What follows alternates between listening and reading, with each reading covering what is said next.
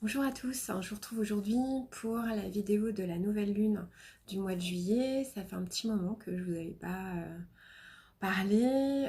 C'était aussi pour vous dire que j'avais repris mes consultations, mes thèmes astro et bien sûr mes lectures akashiques. Voilà. Alors pour cette nouvelle lune du 2 juillet, donc le 2 juillet, elle se fera à 21h17, heure de Paris. C'est une nouvelle lune en cancer et ça va être vraiment une nouvelle lune hyper intense, un peu qui décape encore parce que c'est une éclipse totale de soleil. Voilà. À nouveau les éclipses qui arrivent, il y en aura une autre, mais cette fois de lune pour la prochaine pleine lune du 16 juillet. Donc cette nouvelle lune en cancer, donc elle nous parle de quoi? Elle nous parle du lien avec nos racines, la famille, notre sensibilité, notre émotionnel, tout ce qui est lié vraiment à nos racines profondes, notre structure, mais aussi, c'est-à-dire, elle nous demande d'aller en profondeur dans notre inconscient. Là, c'est plus possible en fait de reculer, c'est vraiment aller en profondeur, aller dans notre intériorité, pour faire ressortir tout ce que nous avions caché, tout ce que nous avions enfui depuis très longtemps. C'est peut-être le moment de ressortir tout ça, puisque en plus cette nouvelle lune, donc en cancer, est conjointe au nœud nord, puisqu'en plus voilà c'est une éclipse. Donc ce nœud nord, c'est vraiment ce vers quoi on doit aller. Donc, on doit en fait transmuter, ça nous demande de transmuter nos souffrances émotionnelles, ça demande à être extériorisé une bonne fois pour toutes et transmuté en lumière. Ça peut être aussi, ces souffrances émotionnelles peuvent être source de prise de conscience en fait pour justement une métamorphose. Pour évoluer, il est demandé justement d'aller vers ce nœud nord en cancer et cette douceur, puisque c'est en analogie avec tout ce qui est maternel, donc aller vers plus de douceur, plus de tendresse euh, par rapport à soi-même, par rapport aux autres, mais déjà par rapport à soi-même. Alors qu'en face, qu'est-ce qu'on a? On a Pluton. On a Pluton, Pluton rétrograde, Saturne rétrograde en Capricorne et le nœud sud. Tout ça en conjonction et Saturne est pile en conjonction avec le nœud sud. Donc là, qu'est-ce que ça nous dit en face en Capricorne? Ça nous dit, ben voilà, le poids du karma. C'est le poids du karma qui est à transmuter. Donc c'est vraiment transmuter tout ce qui est rigidité, angoisse, peur, doute, frustration, la dureté aussi, hein, le côté dur du Capricorne. Saturne, ça nous parle aussi de tout ça, et Pluton, la transmutation. Alors c'est vrai que certaines personnes actuellement peuvent vivre des épreuves dans leur vie, avec justement cette conjonction de Saturne, Pluton au nœud sud en Capricorne, des épreuves karmiques douloureuses, et en fait on doit tirer une leçon de tout ça, leçon pour enfin évoluer. Alors c'est vrai que ça impose, Saturne il impose une certaine rigueur, et aussi une certaine lenteur. C'est-à-dire que tout ça, ça va pas forcément se faire en un claquement de doigts. Il va falloir du temps, de la patience. Ça prend du temps de toute façon pour évoluer. Donc voilà, cette opposition entre les deux, ça nous parle de ça. Avoir aussi quand même beaucoup de bienveillance envers soi-même. Ce nœud nord en cancer, cette douceur des énergies du cancer versus le Capricorne. Alors, c'est vraiment là, dans cette nouvelle lune, c'est vraiment le Capricorne versus Cancer. Donc lâcher tout ce qui est donc du côté du Capricorne, puisque le nœud sud est en Capricorne, lâcher le matériel au profit, donc lâcher le matériel, l'avoir aussi, au profit de l'être, de l'amour, des sentiments, c'est lâcher l'ego. Alors ça peut être aussi quand même un bouleversement de nos structures, ça nous demande une obligation de changer, d'aller vers l'amour, l'amour inconditionnel, car c'est quand même la plus haute des vibrations.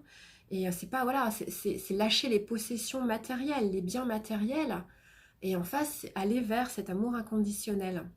Donc voilà, c'est pas forcément facile, parce que voilà, ça nous demande de lâcher, d'abandonner des choses, lâcher prise par rapport à toutes nos possessions, hein, qu'elles soient même attachement à des personnes, attachement à des lieux, à des maisons. Voilà, c'est quand même un gros nettoyage en ce moment, hein. Alors, ce qu'on peut dire d'autre aussi, c'est que malgré tout, et c'est ça qui va nous aider, c'est que cette nouvelle lune, elle est en trigone à Neptune, et que cette conjonction comment dire, de nœud sud, Saturne, Pluton, et du coup, et de cette là en sextile à Neptune. Donc, Neptune, c'est quoi?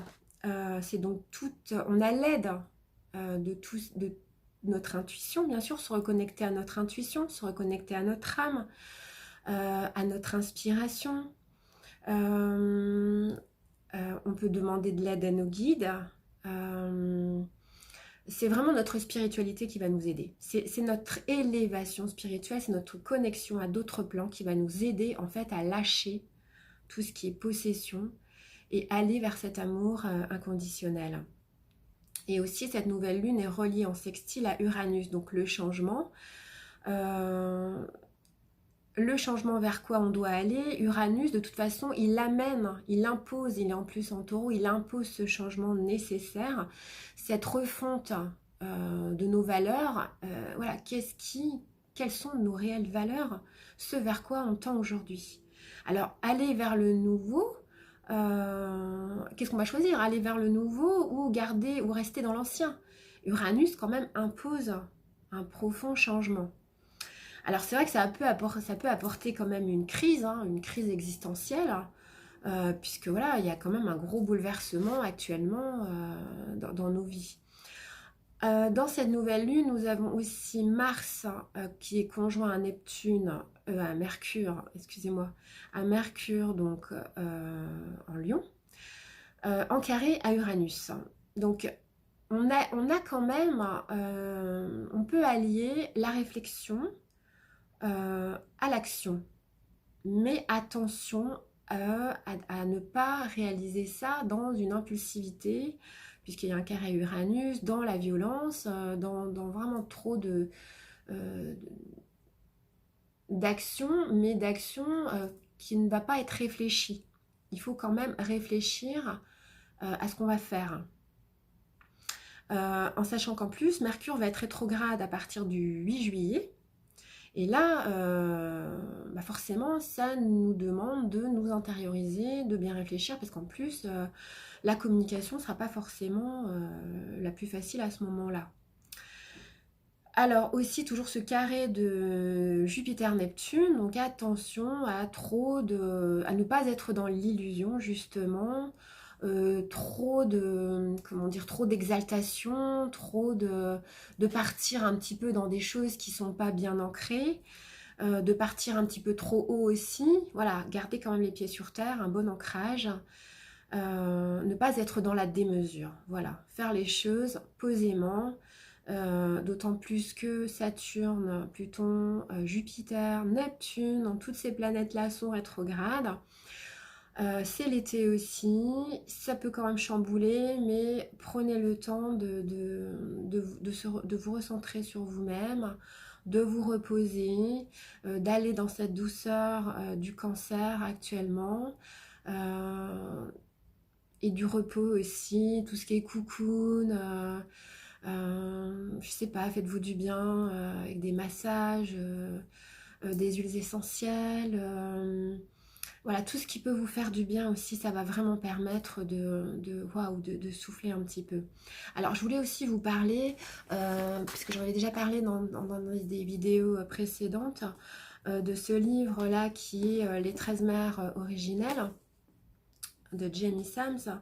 Et je voulais vous parler justement, comme on est dans la nouvelle lune de juillet, de la mère du clan de la 7e lune, donc qui est cette mère de juillet, et c'est vraiment celle qui aime toute chose, qui est la gardienne de la sagesse, et qui représente le cycle, aimer la vérité qui se trouve dans toutes les formes vivantes. Elle nous enseigne la sagesse de la compassion et comment être une femme aimante et une mère attentionnée.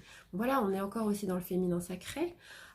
féminin sacré et aussi en relation avec tout ce qui touche à l'énergie maternelle, les lignées maternelles et féminines.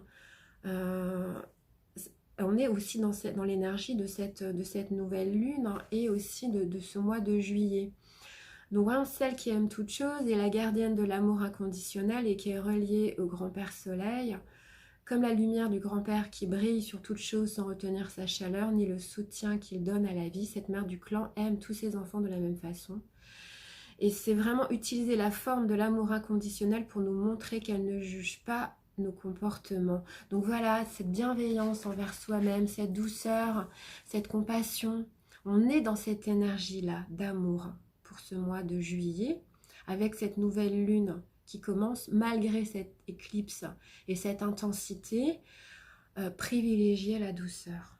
Voilà, c'est ce que j'avais à vous dire pour cette nouvelle lune du mois de juillet. Je vous retrouve pour la prochaine, dans 15 jours, pour la pleine lune. Et d'ici là, prenez soin de vous et je vous fais plein de gros bisous.